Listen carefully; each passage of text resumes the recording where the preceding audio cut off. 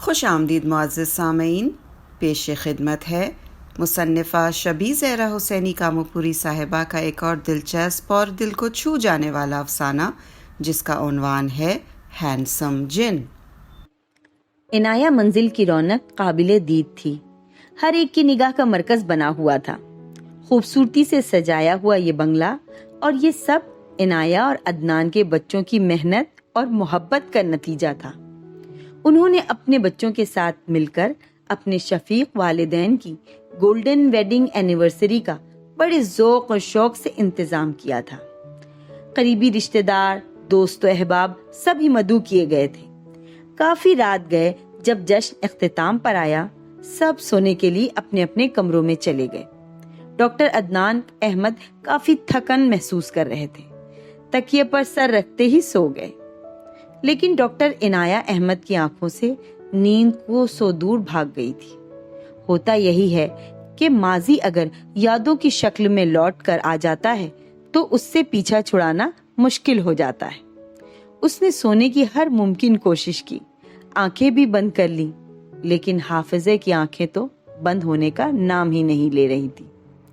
یادوں کی بھور میں ہچکولے کھانے لگی، یادیں جو کڑوی بھی تھی اور میٹھی بھی۔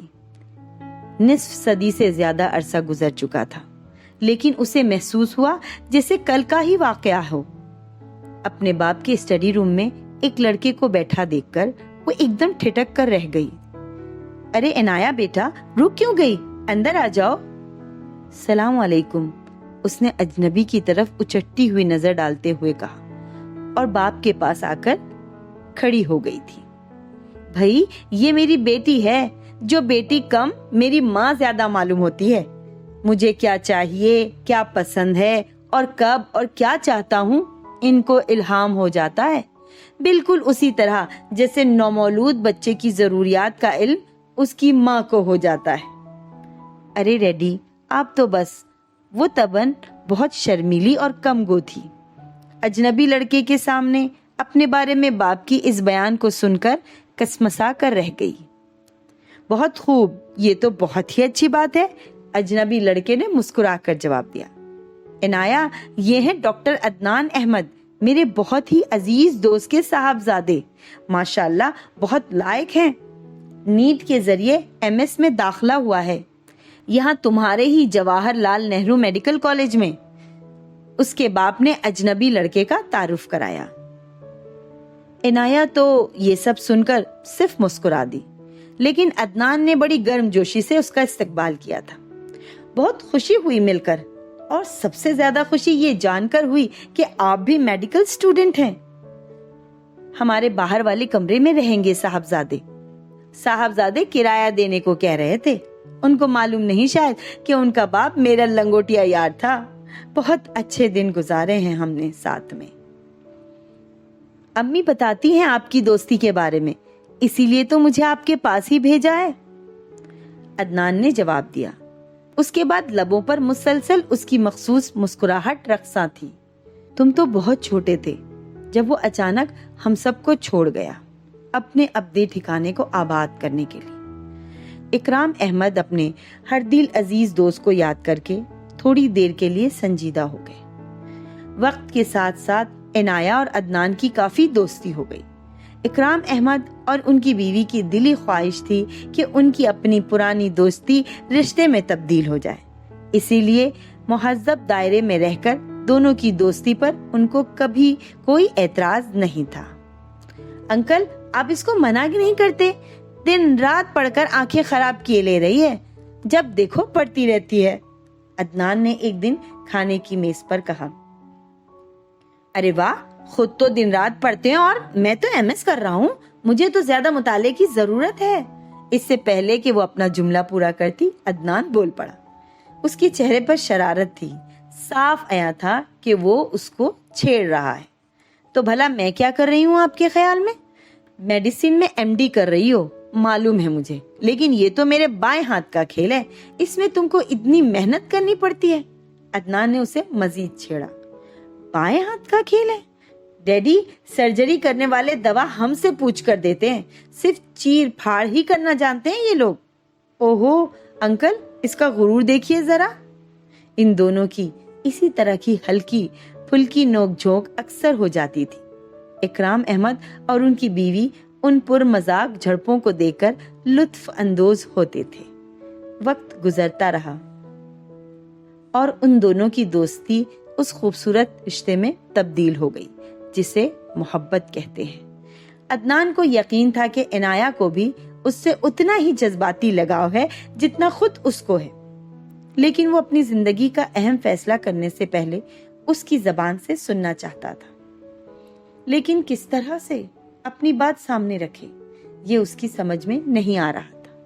اگر یہ ایک طرفہ محبت ہوئی تو بات بگڑنے کا خدشہ ہے۔ اس شیش و پنج میں مبتلا تھا۔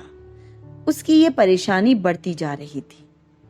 اس کی پریشانی کا سبب کیا ہے یہ تو عنایہ اور اس کے گھر والے نہیں سمجھ پائے، لیکن وہ پریشان ہے یہ سب نے بھانپ لیا۔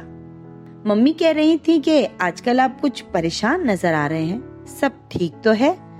ایک دن عنایہ نے اس کو اکیلے دیکھ کر پوچھا۔ ممی کہہ رہی تھی آپ کو خود کیا نظر آ رہا ہے؟ مجھے بھی کچھ پریشان لگ رہے ہیں، جیسے کچھ کہنا چاہتے ہوں اور کہہ نہ پا رہے ہوں۔ مان گئے، ڈائگنوسس بہت اچھا کر لیتی ہیں آپ۔ ڈاکٹر عنایہ احمد، دراصل میری امی کا اصرار ہے کہ MS ختم ہونے والا ہے، میں شادی کر لوں۔ تو کر لیجئے، اس میں پریشانی کی کیا بات ہے؟ عنایہ نہایت خوبصورتی سے اپنے تمام جذبات چھپا لے گئی۔ ڈاکٹر صاحب، ڈائگنوسس کے بعد میڈیسن بھی پرسکرائب کی جاتی ہے، میں تو بقول آپ کے صرف چیر پھاڑ کرنا جانتا ہوں، دوا تو پھر آپ ہی تجویز کریں، بتائیے کس سے کروں؟ یہ تو آپ اپنے دل سے پوچھئے، بجا فرمایا۔ اپنے دل کی چیر پھاڑ کی تو ایک ہی تصویر نظر آئی اور وہ ہے آپ کی۔ موقع کا فائدہ اٹھا کر اس نے دل کی بات کہہ دی۔ اللہ نے شاید میرے لیے اب تک کوئی ساتھی پیدا ہی نہیں کیا۔ اتنا غرور ہے اپنے اوپر، ایسا ہی سمجھ لیجئے۔ مجھے تو لگتا ہے اللہ نے آپ کو میرے لیے بنایا ہے، صرف میرے لیے، اور یہ اس کا اٹل فیصلہ ہے۔ عنایہ نے کوئی جواب نہیں دیا، صرف مسکرا دی۔ وہ جواب بھی کیا دیتی، دل پر ایک بوجھ تھا، ایک مسلسل خوف جس نے زبان پر تالے لگا دیے تھے۔ تصور کی دنیا میں جب وہ کھو جاتی تھی تو عدنان کے ساتھ زندگی کی خوبصورت شاہراہ پر بہت دور نکل جاتی تھی، جہاں چاند و سورج ایک ساتھ اپنی روشنی بکھیرتے نظر آتے، کبھی غروب ہی نہیں ہوتے تھے، اور کبھی خوشیوں کی سدا بہار شوق پھول اس کے کان میں کچھ ایسی سرگوشیاں کرتے کہ وہ شرما جاتی، اور تب ماضی کے وہ روح فرسا نقوش یہ کے بعد دیگرے مٹنے لگتے جو کچھ سال پہلے اس کے صفحے دل پر ثبت ہو گئے تھے۔ میں آپ کی خاموشی کو آپ کی رضامندی سمجھوں؟ عدنان نے خاموشی توڑی۔ یہ سب معاملات بزرگ طے کرتے ہیں، اس نے گول مول سا جواب دے دیا۔ بالکل صحیح، میری امی تو یہی چاہتی ہیں، اور انکل آنٹی کو بھی کوئی اعتراض نہیں ہوگا۔ اتنا ہینڈسم جو ہوں، اس نے لفظ ہینڈسم پر زور دیتے ہوئے ایک چھوٹا سا قہقہا لگایا۔ عنایہ سمجھی تھی کہ اس نے اپنی مسکراہٹ میں اپنے دل کی بات چھپا لی تھی، لیکن عدنان بھی عقابی نظر رکھتا تھا۔ اس کی خاموشی کو اس کی رضامندی سے تعبیر کیا اور اپنی ماں کو اس رشتے کے سلسلے میں بات چیت آگے بڑھانے کے لیے کہہ دیا۔ دونوں خاندانوں کو یہ رشتہ دل سے منظور ہی تھا۔ فوراً شادی کی تاریخ رکھ دی گئی اور تیاریاں شروع ہو گئیں۔ رشتہ دار بھی ایک ایک کر کے آ گئے۔ عنایہ کو 3 دن کے لیے مانجھے میں بٹھا دیا گیا۔ عنایہ بھی سب کچھ بھول کر خوشیوں کے سمندر میں غوطہ لگانے لگی، لیکن ایک بار پھر دل پر غم کے بادل چھا گئے۔ اس کی چھوٹی چچی ایذا رسانی کی نیت سے کہہ رہی تھی، یہ صرف جاہلانہ حرکت تھی۔ جو بھی ہو، عنایہ کا دل تو پاش پاش ہونے لگا۔ چھوٹی چچی اس سے تھوڑی ہی دور بیٹھ کر اپنی بہن سے کہہ رہی تھی، لگتا ہے 2 خاندانوں کو اپنی بیٹی کی نحوست سے برباد کر کے بھائی صاحب اور بھابھی جان کو چین نہیں ملا۔ اب تیسرے کی باری ہے۔ بھابھی کو سمجھایا تھا کہ کسی پیر صاحب سے تعویذ گنڈا کرا لو، لیکن دونوں میاں بیوی اپنے کو عالم و فاضل سمجھتے ہیں۔ میرے ایمان کو کمزور بتا کر مجھے ہی خاموش کرا دیا۔ صحیح کہہ رہی ہیں آپ باجی، اتفاق بار بار تو نہیں ہو سکتا، ضرور اس پر جن کا سایہ ہے، ان کی بہن نے جواب دیا۔ خوبصورت لڑکیوں پر اکثر جن بھوت پریت عاشق ہو جاتے ہیں اور جو بھی ان سے شادی کرنا چاہتا ہے اس کو ختم کر دیتے ہیں۔ یہی عنایہ کے ساتھ ہوا ہے۔ بڑے وثوق کے ساتھ چھوٹی چچی نے اپنی بات کی مزید تصدیق کی۔ 16 آنا بات صحیح ہے آپ کی۔ خاندان میں اور علی گڑھ میں تو زیادہ تر لوگ اس کی نحوست کے بارے میں جانتے ہیں، کوئی بھی رشتہ نہ کرتا۔ آپ کے جیٹ اور جٹھانی نے عدنان اور اس کی ماں کو پھنسا لیا۔ غریبوں کو خبر ہی نہیں کیا مصیبت مول لے رہے ہیں۔ چھوٹی چچی اور ان کی بہن کے درمیان گفتگو نے عنایہ کے پرانے زخم پھر سے تازہ کر دیے تھے۔ ایک ایک لفظ کانٹا بن کر اس کی روح میں پیوست ہوا تھا۔ اسے محسوس ہوا تھا جیسے سیسا پگھلا کر کسی نے اس کے کانوں میں ڈال دیا۔ شک، وہم اور خوف کی چادر نے ایک بار پھر اسے چاروں طرف سے لپیٹ لیا تھا۔ وہ حادثات جو 5 سال پہلے اس کی زندگی میں رونما ہوئے تھے، سانپ بن کر اسے ڈسنے لگے۔ ابھی وہ MBBS کے 3 ہی سال میں تھی، لیکن اس کے بڑے چچا اور چچی نے اپنے بیٹے دانش کے اصرار پر اس کے والدین کو بھی راضی کر لیا تھا اور ان دونوں کی منگنی ہو گئی تھی۔ 2 ماہ بعد ہی دانش اپنے دوستوں کے ساتھ گنگوتری گھومنے گیا تھا۔ گوموکھ کے بعد پتوون کی بلندیاں طے کرتے وقت ایک برف کے تودے کے ساتھ ایسا گرا کہ جاں بحق ہو گیا۔ اکلوتے بیٹے کی موت کی تاب نہ لاتے ہوئے بڑے چچا بھی 6 مہینے کے اندر ہی اندر اللہ کو پیارے ہو گئے۔ بڑی چچی نے فوراً ان مصیبتوں کا ذمہ دار عنایہ کو ٹھہرا دیا، خوب کوسا اور خاندان بھر میں منحوس مشہور کر دیا۔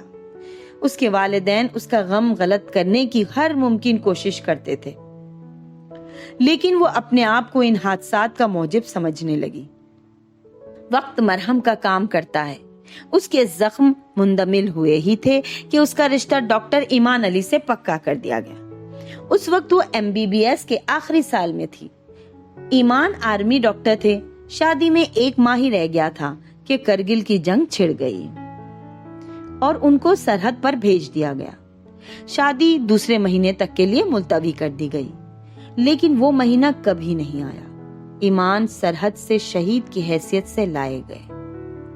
تمہاری بیٹی پر جناتی اثر ہے، اس کا توڑ کراؤ، خاندان کے کئی لوگوں نے اس کی ماں کو صلاح دی تھی۔ ممتا تو اندھی ہوتی ہے، ان کے عقیدے میں بھی خلل پیدا ہوا۔ لیکن جب انہوں نے اپنے شوہر سے اپنے دل کی بات بتائی تو وہ چراغ پا ہو گئے۔ جب اللہ سے تعلق میں کمزوری پیدا ہو جاتی ہے، ایمانی قوت سلب ہونے لگتی ہے، تو بدعقیدہ لوگ اللہ سے مانگنے کے بجائے ان دروازوں کو کھٹکھٹاتے ہیں اور بھول جاتے ہیں کہ نفع و نقصان اور زندگی و موت صرف اللہ کے اختیار میں ہے۔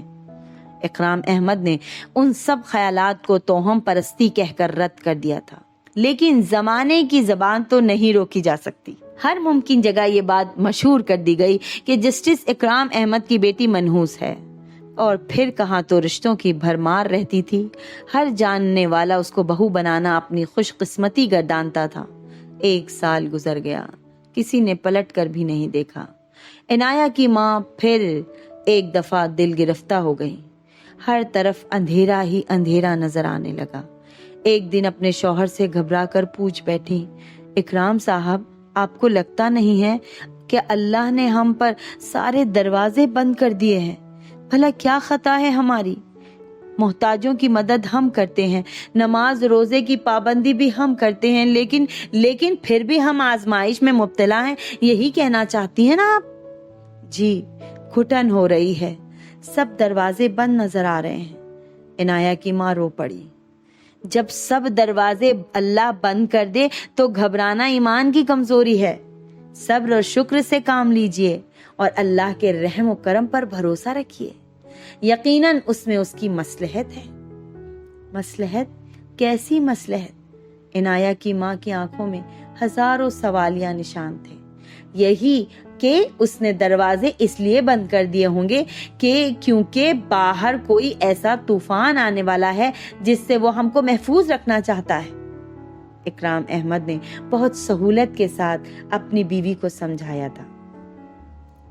اکرام احمد کے عالم افروز نظریے نے عنایہ کی ماں کی آنکھیں کھول دی تھی۔ انہوں نے پھر بہت بلک کر دعا کی تھی، پورا چہرہ آنسوؤں سے تر تھا۔ اے وہ جس نے حضرت نوح کو ڈوبنے سے بچا لیا، میری بیٹی کی کشتی حیات کو پار لگا دے۔ تو نے یوشع بن نون کے لیے آفتاب کی روشنی ڈوبنے کے بعد پلٹائی تھی۔ میری بیٹی کی قسمت کا آفتاب غروب ہوتا نظر آ رہا ہے، پلٹا دے اسے۔ عنایہ کی ماں نے ہاتھ بلند کر کے دعا کیا کی، عدنان ان کی بیٹی کی زندگی میں آ گیا، اور کچھ سالوں بعد شادی کی خوشیوں کی جھنکار سے ان کا گھر گونج اٹھا۔ لیکن آج جب شادی میں صرف ایک دن رہ گیا تھا، ایک پرانا سوال پھر ایک دیو کی طرح اس کے سامنے آ کر کھڑا ہو گیا۔ کیا واقعی میں منحوس ہوں؟ چھوٹی چچی اور ان کی بہن کی باتوں میں عنایہ کو صداقت کی بو آنے لگی۔ منفی خیالات تو مکڑی کے جالے کی طرح ہوتے ہیں، قدم رکھنے کی دیر ہے، شکار پھنستا ہی چلا جاتا ہے۔ اگر واقعی عدنان سے محبت کرتی ہو تو شادی سے انکار کر دو۔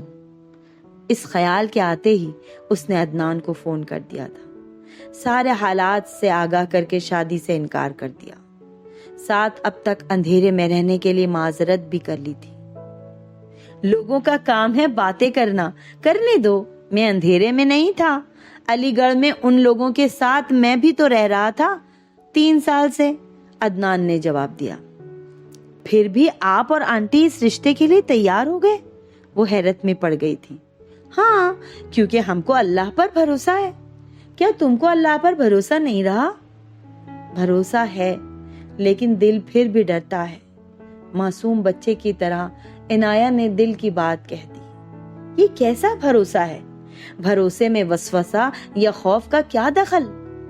اور وہ جن جو تم پر سوار ہے وہ میں ہی تو ہوں، ہینڈسم جن جو تم کو اپنی دلہن بنا کر ہی دم لے گا۔ عدنان، بات کو مذاق میں نہ اڑائیے، مجھے آپ کی زندگی پیاری ہے، بہت محبت کرتی ہوں آپ سے۔ اس دن پہلی بار عنایہ نے اپنا دل اس کے سامنے کھلی کتاب کی طرح رکھ دیا تھا۔ میری زندگی پیاری ہے تو سن لو، اگر تم نہیں ملی تب بھی مر جاؤں گا، کیونکہ تم ہی میری زندگی ہو۔ اب بولو کیا فیصلہ ہے؟ عدنان کا لہجہ اور الفاظ محبت کی شبنم سے کچھ اس طرح سے تر تھے کہ اس کی پوری نمی عنایہ کے اندر تک اترتی چلی گئی تھی۔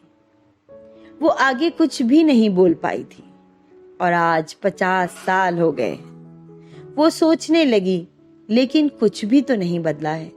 شبنم کی وہ خوشکن بوندیں ابھی بھی اس کی رگ و پے میں ویسے ہی روا دوا ہیں۔ فرط ناز سے اس نے اپنے ہینڈسم جن کی طرف دیکھا، غافل سو رہا تھا۔ دیابیطس کے موذی مرض نے کمزور کر دیا تھا، لیکن پھر بھی اس کا وجود اس کے لیے کسی شجرے سایہ دار سے کم نہ تھا۔ تو سامعین، یہ تھا محترمہ شبی زہرا حسینی کاموپوری صاحبہ کا افسانہ ہینڈسم جن۔ افسانہ پسند آیا ہو تو لائک اور سبسکرائب ضرور کیجیے گا، اور کامنٹس میں اپنی قیمتی رائے بھی ضرور دیجیے گا۔ انشاءاللہ دوبارہ جلد حاضر ہوں گے ایک نئے دلچسپ افسانے کے ساتھ۔ تب تک کے لیے خدا نگہدار۔